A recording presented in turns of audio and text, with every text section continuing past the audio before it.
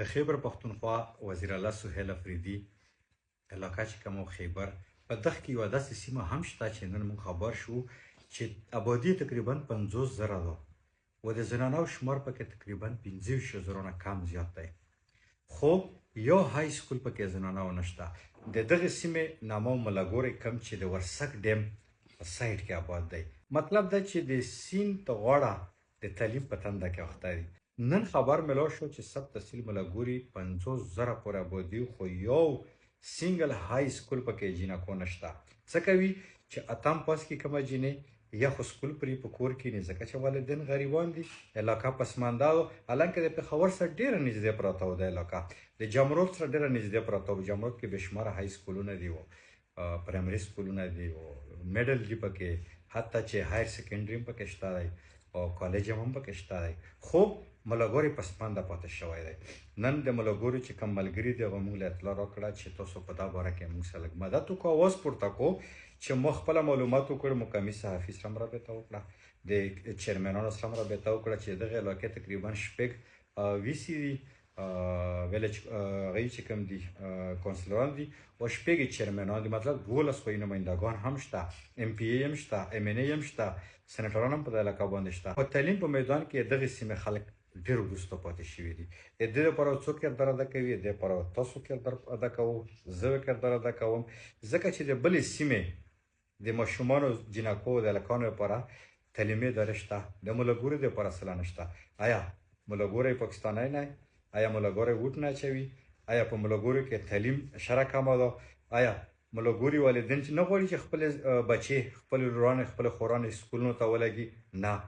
څه لا نه جوړ شوي دغه معلومات پکار دی چا نه پکار دی چې څوک یې ذمهوار دی محکمه ایجوکیشن ته پکار دی چې فوري طور په اکشن واخلي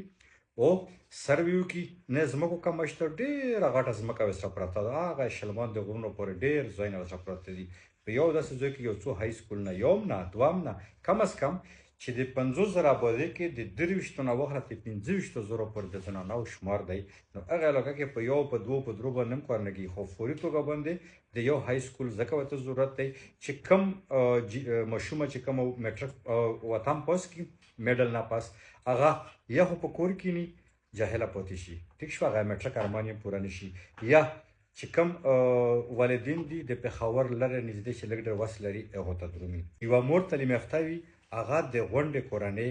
د تعلیم ګارنټي ورکوي هغه یوه درسګاه جوړه شي هغې هر څه زده کړي وي هغې ژوند په ترتیب وي خو چې مور جاهله پاتې شي بچو ته هغه رنګه تربیت بیا نه ورکولی شي و نه یو طرف ته پام ګرځېږي موږ د خپل وزیر اعلی سهیل افریدي نه په فوري توګه د کوم ملګرو دپاره اواز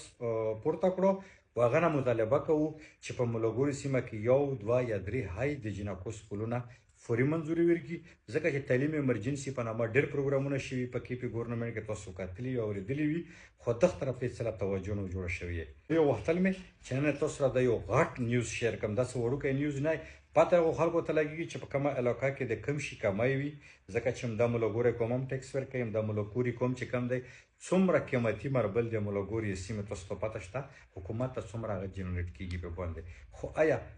د حکومت طرف نه دغو ته اوسه پورې دغه رنګې کم بله نه پورته شوی چې دغو ته د خپل حق په خپل کلي کې ملو شي غوښتل مې چې تاسو سره د ملګري کوم اواز شریکم امید لرم ملګرو نه چې دا مخکې شیرم کړي او الله حکامو ته یې ورسوي موږ دغه اواز چې په فوري توګه د کوم ملګري چې موږ څومره خویندې څومره بچې څومره ورورې دي چې هغه هم تعلیم نه محرومه پاتې نه شي